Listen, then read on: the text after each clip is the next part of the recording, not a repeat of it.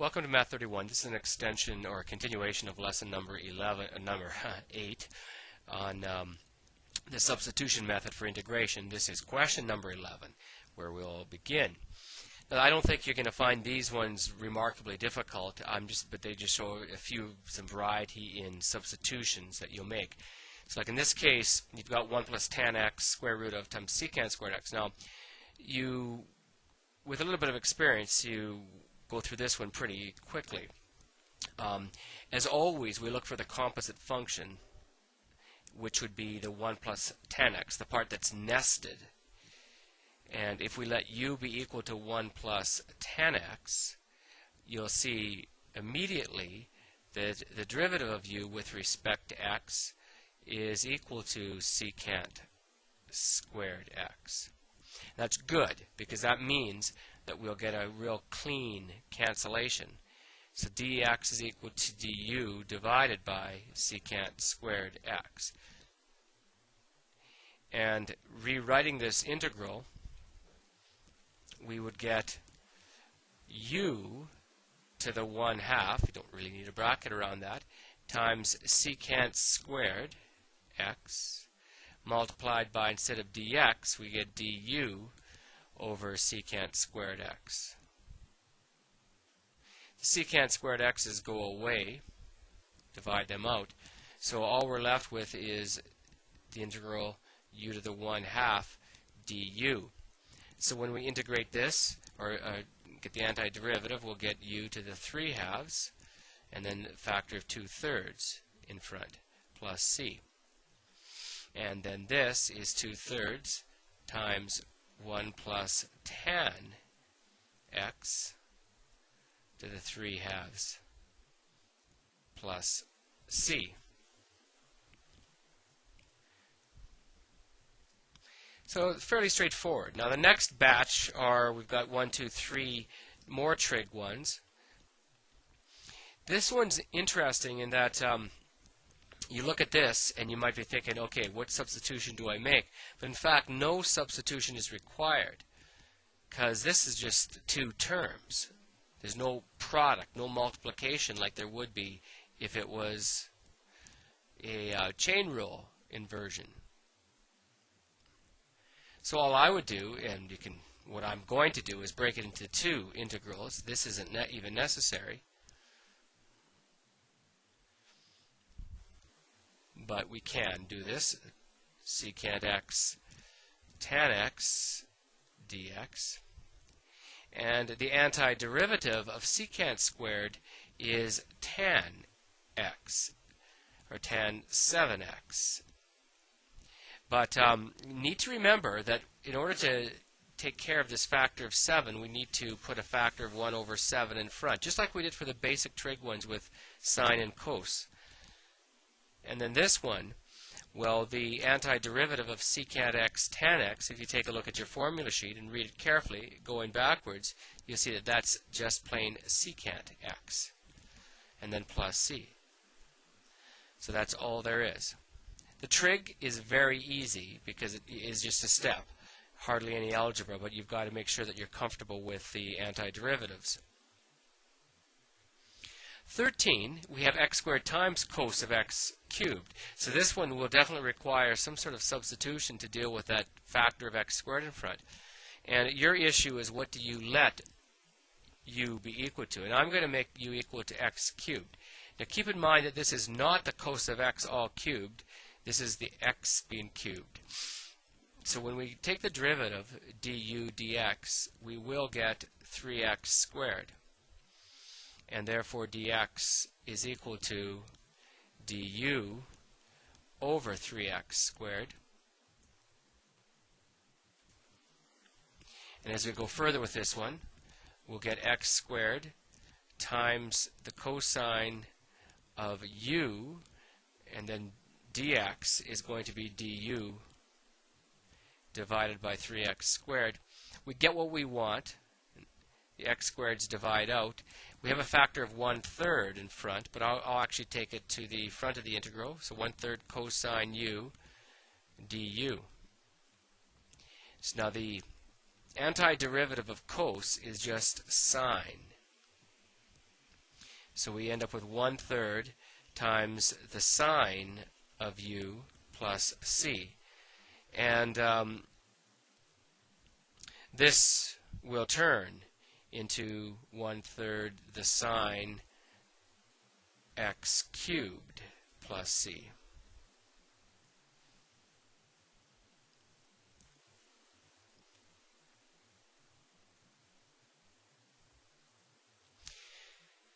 Number 14, once again have to make a decision on what the substitution is going to be, but keeping in mind that the x is what we want to eliminate, it makes sense for us to make u equal to 3x squared minus 1.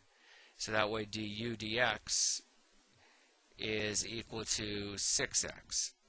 Therefore dx is equal to du divided by 6x. And then this can be written as x. Now we've got the secant squared of u, and then dx is du over 6x. Now the x's divide out, so we end up with a factor of 1/6. I'm going to bring that to the front again. Secant squared u du. And the antiderivative of secant squared is, seen this before, is tan u. So we have 1/6 tan u plus c. So this is 1/6 times the tan of 3x squared minus 1 plus c. So that's a good range of these problems. Now I'm going to do a couple that are definite integrals. And first one, the definite integrals, remember, we should end up with a numeric answer for these. The very first one is this problem. Now, the thing of it is, if you think back to yesterday's or the previous lesson, that this is actually example number, let me get the number for you, number 8. And the answer for this number 8 is equal to, so you can check this one out if you are unsure, but this should be equal to 2/3. Well, I didn't actually do this one, but I assigned it to you. So 2/3 x plus 5 to the 3/2 minus 10 x plus 5 to the 1/2 plus c. So you can check that one out. And this was one of those questions where the x didn't cancel out. So what we did was we made u equal to x plus 5. And then we had to do some fancy stuff.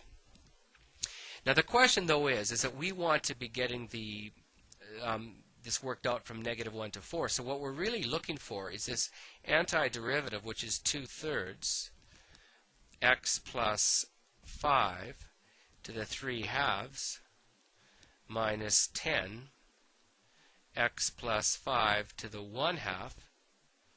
We don't need the c, from -1 to -4. Now this works fine. It's not a difficult question.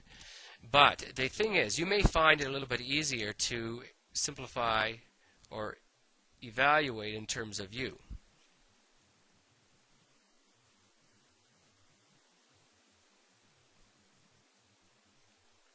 Because what the question had looked like originally was 2/3 u to the 3/2 minus 10 u to the 1/2. So this is what we would have had before we replaced the u back in with x plus 5.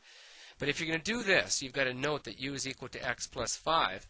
So you've got to take your lower limit, which is x is equal to -4, and note that u, because it's equal to x plus 5, u is going to be equal to -4 plus 5, so u is equal to 1. So that becomes our lower limit. And then the upper limit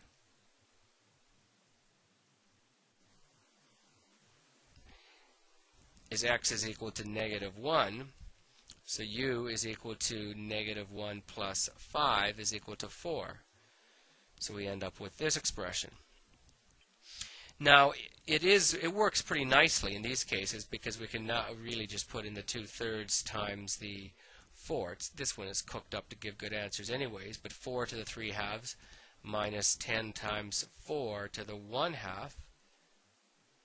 And then this is subtracting 2/3, 1 to the 3/2 minus 10 times 1 to the 1/2.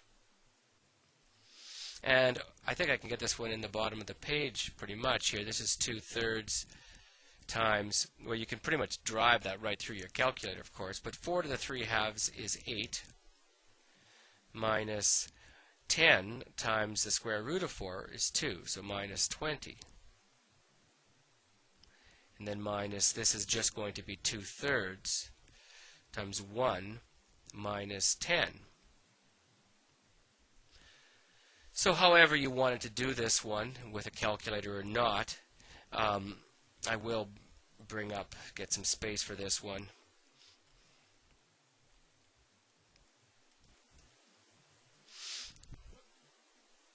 So that first expression turns into -44 over 3. And then minus, I better take that back, is 2/3 minus 10.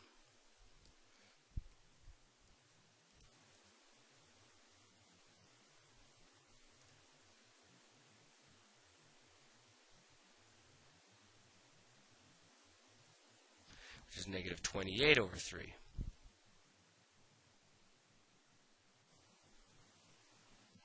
So this would be -44 over 3 plus 28 over 3, which is equal to -16 over 3. So that's optional. And remember that because you did this question in terms of u, in some respects it's much easier. You never have to put it back in x when you're getting the definite integral. So something to keep in mind. Now I've got one more example. Let's take a look at that. This one it shouldn't be too much of a problem, but it's another definite integral. It doesn't require any substitution or anything. It's just a straight trig. So when we work this one out, the antiderivative is going to be the tan of x. Seen this one before a few times. No need for any sort of substitution. It would be just pi over 3 as the upper limit and 0 as the lower limit. So this becomes the tan of pi over 3 minus the tan of 0. So tan of pi over 3 is the tan of 60 degrees, if you preferred it like that. So it's going to be just square root 3. And then tan of 0 is 0. So this becomes just root 3. So this one also would have been an interesting one to do on your calculator if you cared to, and use your integral key, just if only to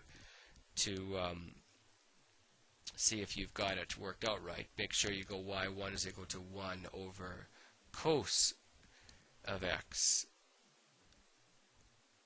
squared, and then you'll get a pretty good graph out of it. Make sure you put yourself in rad mode if you're not already. Take care of your window settings as well, zoom 7. You'll get a graph. And then just punch in, when you go into your integral feature in the calculate menu, make sure your lower limit is 0 and that your upper limit is pi divided by 3. And you should get what you're looking for. So 1.73, which is in fact the square root of 3. So that's going to take care of this. There's one more lesson, which is going to be on integration by parts, and then that's going to take care of the entire unit. Thank you for your time.